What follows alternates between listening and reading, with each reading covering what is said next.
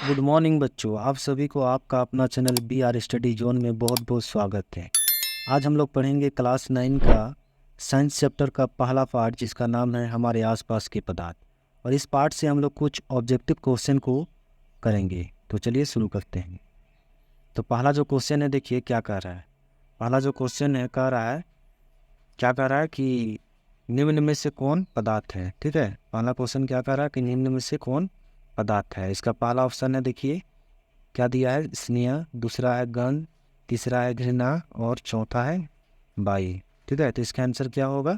इसका आंसर हो जाएगा आपका वायु हो जाएगा। ठीक है ना।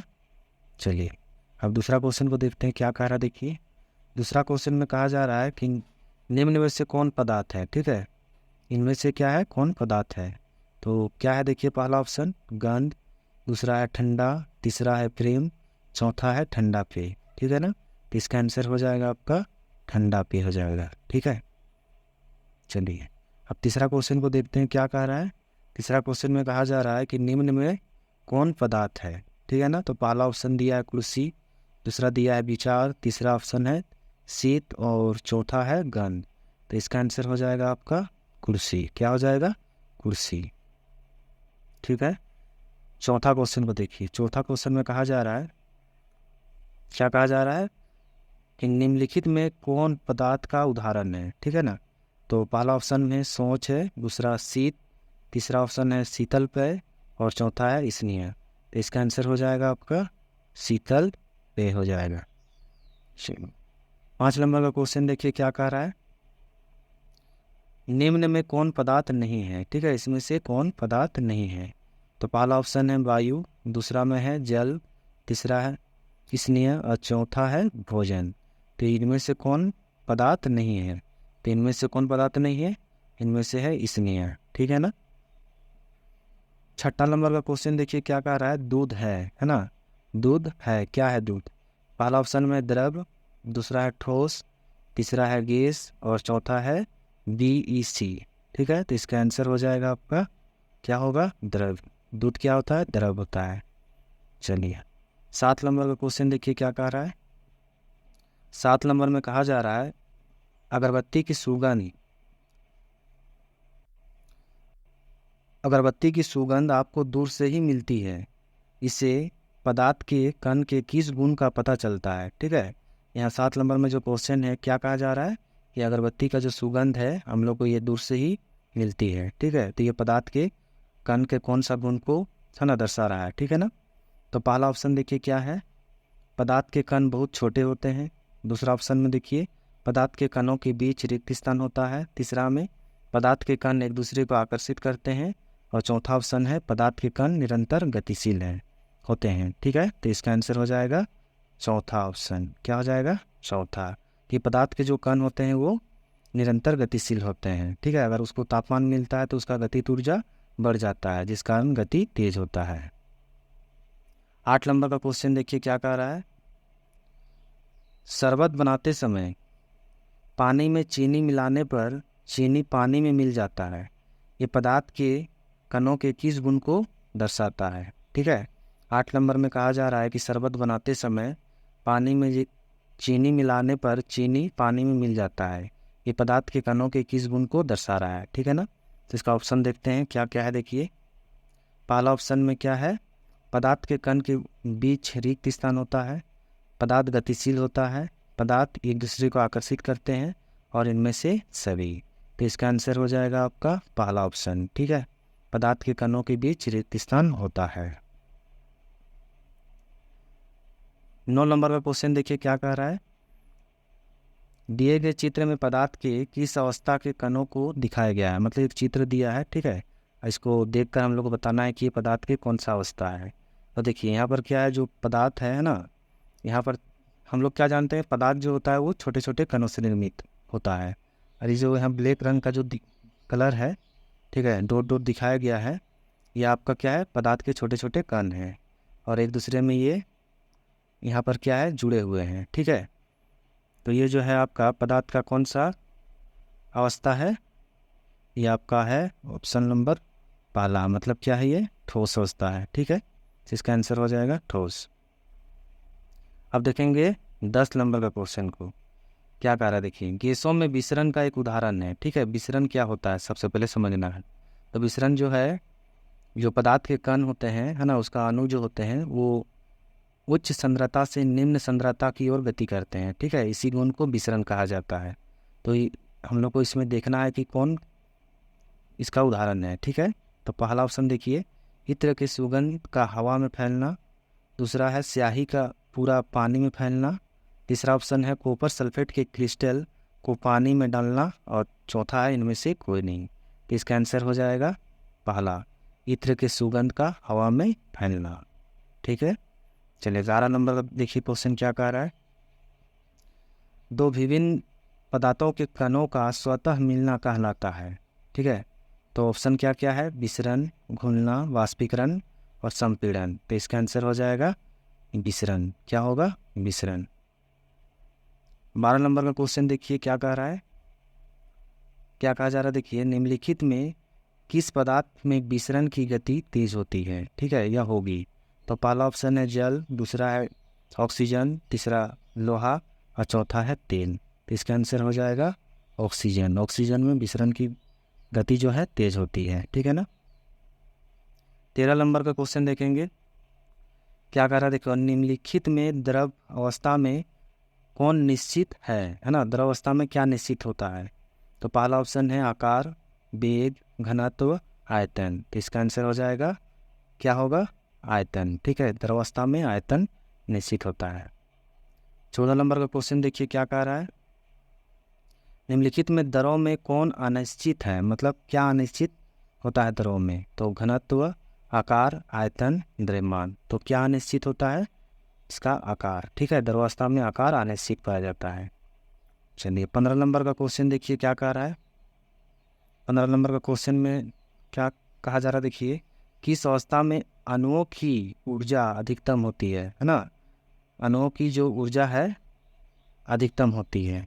इसका ऑप्शन दिया है देखिए, ठोस, गैस है ना, द्रव और इनमें से कोई नहीं। तो इसका आंसर हो जाएगा गैस। ठीक है, गैस में जो ऊर्जा है वो अधिकतम पाया जाता है। ठीक है ना, आकर्षण बल कम होने के कारण।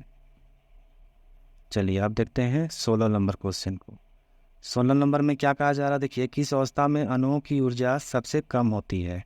ठीक है, तो सबसे कम जो है किस में होती है, ठोस, द्रव, गैस, इनमें से कोई नहीं। तो सबसे ज़्यादा जो है ना कम होती है आपका ठोस में। ठीक है, 17 नंबर का क्वेश्चन देखिए क्या है। 17 नंबर में कहा जा रहा है कि पदार्थ की किस अवस्था में अंतराणुक बल प्रबलतम होती है। ठीक है, तो सबसे पहले समझेंगे अंतराणुक बल क्या होता है।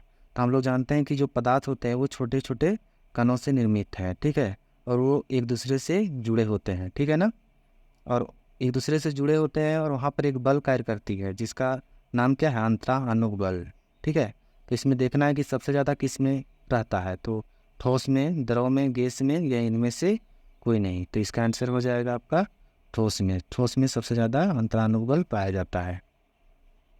18 नंबर का क्वेश्चन देखिए क्या कह रहा है, निम्न में किसमें कणों की अधिकतम गति होती है। ठीक है, सबसे ज़्यादा जो है कणों की गति किसमें होती है। पहला ऑप्शन है ठोस, द्रव, गैस, इनमें से कोई नहीं। तो इसका आंसर हो जाएगा, इसमें होगा गैस में। गैस में कणों की जो अधिक क्या है, गति अधिकतम होती है। ठीक है, आकर्षण बल कम होने के कारण। 19 नंबर का क्वेश्चन देखेंगे क्या कह रहा है देखिए, गैस के कणों के बीच आकर्षण बल होता है। ठीक है, अधिक होता है, कम होता है, अत्यधिक, या इनमें से कोई नहीं। तो इसका आंसर हो जाएगा कम होता है। ठीक है, आकर्षण बल गैस में क्या है, कम होता है। 20 नंबर का क्वेश्चन देखिए क्या कह रहा है, गर्म करने पर गैस का आयतन है ना बढ़ता है, घटता है, अपरिवर्तित रहता है, या इनमें से कोई नहीं। तो इसका आंसर हो जाएगा बढ़ता है। गर्म करने पर गैस का जो आयतन है वो क्या होगा, बढ़ेगा। 21 नंबर का देखिए क्वेश्चन क्या कह रहा है, जल का क्वथनांक है। ठीक है, जो जल होता है उसका क्वथनांक क्या है। तो क्वथनांक किसे कहते हैं, जिस वायुमंडलीय दाब पर कोई द्रव जो है उबलने लगता है। ठीक है, उसी को क्वथनांक कहा जाएगा। और जल का जो क्वथनांक होता है वो 100 डिग्री होता है। कितना होता है, 100 डिग्री। ठीक है, तो इसका आंसर हो जाएगा 100 डिग्री सेल्सियस। चलिए आप देखेंगे आगे शुद्ध जल का क्वथनांक क्या है। ठीक है, इसमें देखिए केल्विन में दिया हुआ है। ठीक है ना, तो शुद्ध जल का क्वथनांक जो होता है कितना हो जाएगा 373। ठीक है, 300 कितना हो जाएगा 73 केल्विन हो जाएगा। कैसे होगा देखिए, हम लोग सेल्सियस में देखे थे 100 डिग्री होता है, कितना होता है 100 डिग्री। ठीक है ना, और इसमें हम लोग को जोड़ना है कितना 273 जोड़ देना है। ठीक है ना, इसको जोड़ेंगे तो कितना आंसर आ जाएगा 373 है ना केल्विन हो जाएगा। इस तरह से इसका आंसर हो जाएगा आपका तीसरा ऑप्शन। ठीक है, चलिए आगे बढ़ते हैं कि बर्फ का गलनांक। देखिए अगला क्वेश्चन जो है 23 नंबर में क्या कहा जा रहा है कि बर्फ का गलनांक कितना है। ठीक है, तो बर्फ जो है कितना डिग्री में गलता है 0 डिग्री, कितना 0 डिग्री। ठीक है, सेल्सियस में आपका होगा, सेल्सियस में क्या होगा देखिए, सेल्सियस में 0 डिग्री और केल्विन में होगा 273 है ना .16 केल्विन। ठीक है, इस तरह से याद रखना है, सुविधा के लिए हम लोग इसको क्या है 273 लिखते हैं। ठीक है ना, 24 नंबर का क्वेश्चन देखिए क्या कह रहा है, बर्फ का गलनांक कितना है। देखिए यहाँ पर क्या है केल्विन में दिया हुआ है -7 degree Celsius, 1 degree Celsius, 273.16 kelvin, ये 273.16 डिग्री सेल्सियस। ठीक है, तो इसका आंसर हो जाएगा आपका 200 क्या है 3 नंबर ऑप्शन। ठीक है, 273.16 केल्विन। 25 नंबर का क्वेश्चन देखिए क्या कह रहा है, बर्फ का एक टुकड़ा जल की सतह पर तैरते रहता है क्योंकि यह जल से भारी होता है। बर्फ और जल का घनत्व तो समान होता है। बर्फ जल से हल्का होता है। बर्फ का घनत्व जल से अधिक होता है। तो इसका आंसर हो जाएगा आपका 3rd नंबर। ठीक है, बर्फ जल से हल्का होता है। चलिए 26 नंबर का क्वेश्चन देखेंगे। अब 26 नंबर में क्या कहा जा रहा है देखिए, 200 केल्विन तापक्रम बराबर होता है। देखिए यहाँ पर केल्विन को क्या है हमको सेल्सियस में है ना क्या करना है बदलना है।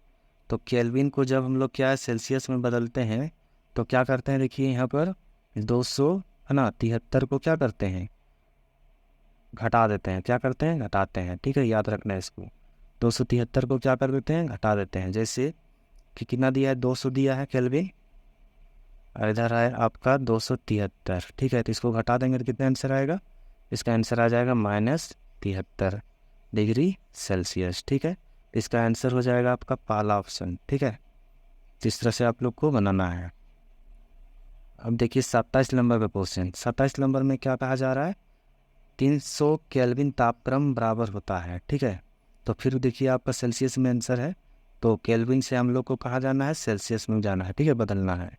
तो कैसे बदलेंगे, केल्विन कितना दिया है 300 और कितना से घटाना पड़ेगा 273 से। तो जैसे घटा देंगे तो कितना आंसर आएगा इसका, इसका आंसर आएगा 27 डिग्री सेल्सियस। ठीक है, तो इसका आंसर होगा आपका पहला 1st ऑप्शन। ठीक है,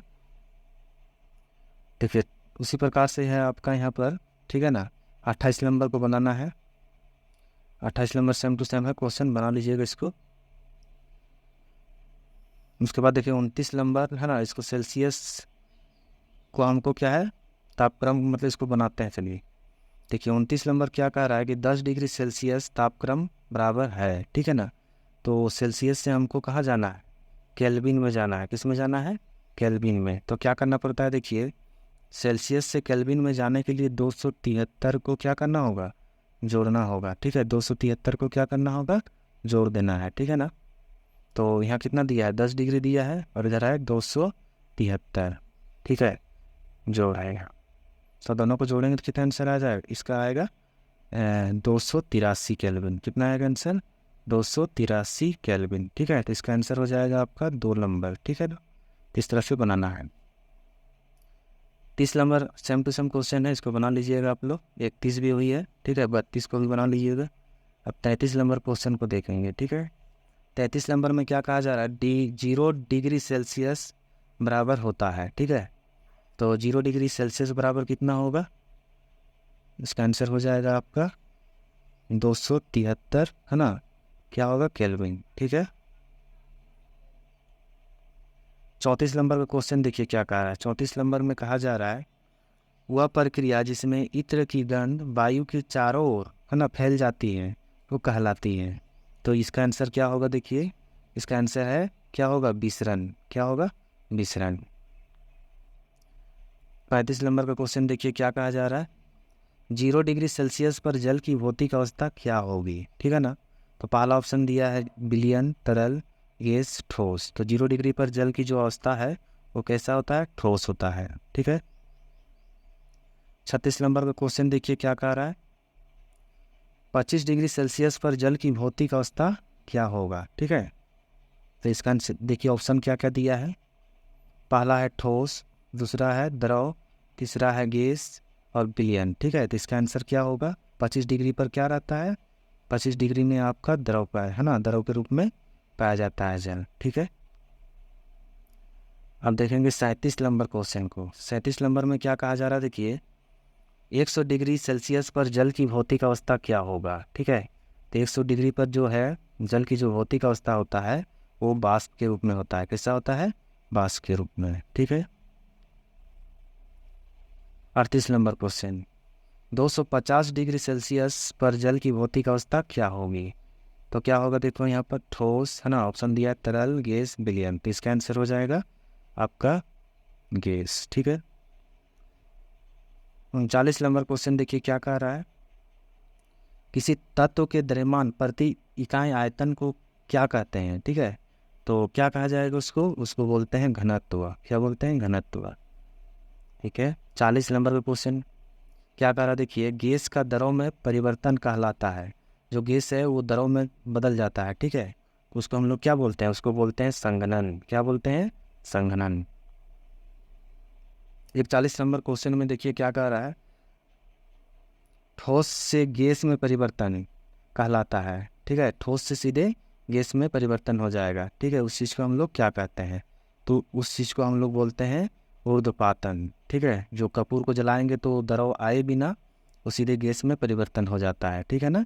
तो ये विधि जो है ऊर्ध्वपातन का है।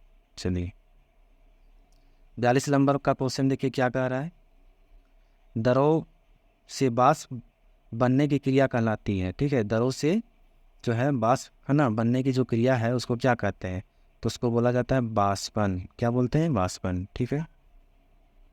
43 का क्वेश्चन देखिए क्या कह रहा है, शुष्क बर्फ का रासायनिक नाम क्या है, ठीक है। तो शुष्क बर्फ का जो रासायनिक नाम होता है वो होता है ठोस कार्बन डाइऑक्साइड।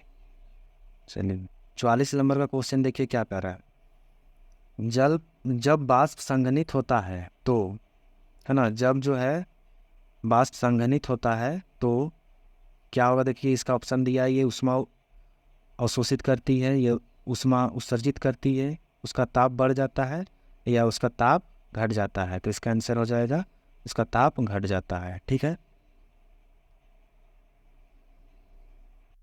अब देखेंगे 45 नंबर का क्वेश्चन क्या कह रहा है, देखिए 45 नंबर में कहा जा रहा है, निम्नलिखित में कौन कपड़ा गर्मियों के समय में अधिक आरामदायक होता है, ठीक है।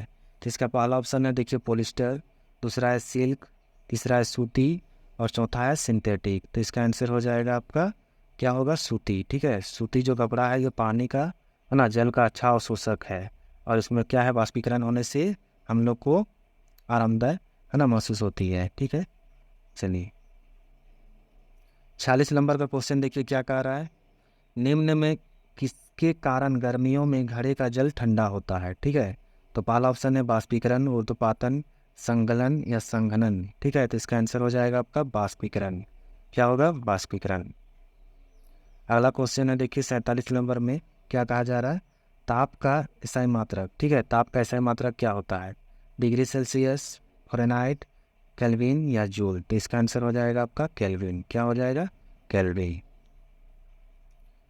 48 नंबर का क्वेश्चन देखिए क्या कह रहा है, गुप्त ऊष्मा का मात्रक होता है, ठीक है। तो गुप्त ऊष्मा का जो मात्रक है वो क्या है, केजी है ना प्रति केजी, केजे प्रति केजी, ठीक है। इसको याद रखना है। अगला है 49, ठीक है। 49 में क्या कह रहा है, देखिए क्वेश्चन, निम्न में सबसे अधिक संपीड़ित कौन है, ठीक है। किसमें सबसे ज़्यादा संपीड़ित होता है, संपीड़ितता। तो इसका पहला जो ऑप्शन है देखिए क्या कह रहा है, ठोस, द्रव, गैस, इनमें से कोई नहीं। तो इसका आंसर हो जाएगा आपका गैस, ठीक है। गैस में संपीड़ितता अधिक होती है। अगला क्वेश्चन है 50 नंबर, देखिए 50 नंबर में क्या कहा जा रहा है, निम्नलिखित में किससे सबसे अधिक संपीड़ित किया जा सकता है, ठीक है ना। तो पहला है नमक, तेल, हाइड्रोजन गैस या जल। तो इसका आंसर हो जाएगा आपका हाइड्रोजन गैस। अगला क्वेश्चन देखिए क्या कह रहा है। 1 कैलोरी बराबर होता है, ठीक है। 1 कैलोरी बराबर जो होता है कितना होता है, इसका आपका आंसर हो जाएगा 4.18 जूल होता है, ठीक है। उसके बाद अगला क्वेश्चन 52 नंबर का क्वेश्चन क्या कह रहा है देखिए। वायुमंडलीय दाब पर 1 kg ठोस को, है ना, उसके गलनांक पर द्रव में बदलने के लिए जितनी उसमें ऊर्जा की आवश्यकता होती है उसे कहते हैं, क्या कहते हैं उसको। उसको कहा जाता है आपका संगलन का गुप्त ऊष्मा, ठीक है। संगलन का क्या कहा जाता है, गुप्त ऊष्मा कहा जाता है। 53 नंबर का क्वेश्चन देखिए क्या कह रहा है। 53 नंबर का क्वेश्चन है द्रव अवस्था में परिवर्तित हुए बिना ठोस अवस्था से सीधे गैस और वापस ठोस में बदलने की प्रक्रिया को कहते हैं, क्या कह रहा है देखिए यहाँ। द्रव अवस्था में परिवर्तित हुए बिना ठोस से सीधे गैस में बदल जाना, है ना, क्या कहलाएगा, ये कहलाएगा ऊर्ध्वपातन। क्या कहलाता है, ऊर्ध्वपातन। चलिए 54 नंबर का क्वेश्चन देखिए क्या कह रहा है। क्वथनांक से कम ताप पर द्रव के वाष्प में परिवर्तित होने की क्रिया, है ना, क्या कहलाती है। जो क्वथनांक है उसे कम ताप पर द्रव के वाष्प में परिवर्तित होने की क्रिया को क्या कहते हैं, ठीक है। तो उसको हम लोग क्या बोलते हैं, मतलब क्या है देखिए यहाँ पर द्रव से सीधे वाष्प में बदल जाएगा, ठीक है। उसको हम लोग क्या कहते हैं, उसको बोलते हैं वाष्पीकरण, ठीक है ना। अगला क्वेश्चन है देखिए 55 नंबर, ठीक है। 55 नंबर में क्या कहा जा रहा है देखिए यहाँ पर बर्फ के गलन की गुप्त ऊष्मा कितना होता है, ठीक है। तो पहला ऑप्शन है 335 केजे प्रति केजी, 2260 केजे प्रति केजी, 322 केजे प्रति केजी, या इनमें से कोई नहीं, ठीक है। तो इसका आंसर हो जाएगा आपका 55 का हो जाएगा 335, ठीक है। 335 केजे प्रति केजी हो जाएगा, ठीक है ना। अगला क्वेश्चन देखेंगे 56 नंबर में क्या कहा जा रहा है देखिए। द्रव के वाष्पन की गुप्त ऊष्मा होती है, ठीक है। तो इसका आंसर हो जाएगा आपका 2260 केजे प्रति केजी, ठीक है। 57 नंबर क्वेश्चन देखिए क्या कह रहा है। 57 नंबर में कहा जा रहा है कौन तीव्रतर विस्तृत होता है, ठीक है, ठोस, द्रव, गैस। तो इसका आंसर हो जाएगा आपका गैस। 58 नंबर क्या बोल रहा है देखिए। प्राकृतिक में कौन सा पदार्थ, है ना, प्राकृतिक में कौन सा पदार्थ ठोस, द्रव, गैस तीनों अवस्था में पाया जाता है, ठीक है। तो ये तो एकदम आसान क्वेश्चन है, ये क्या है, जल, ठीक है, जल पाया जाता है। 59 नंबर, ठीक है। 59 नंबर में क्या है देखिए।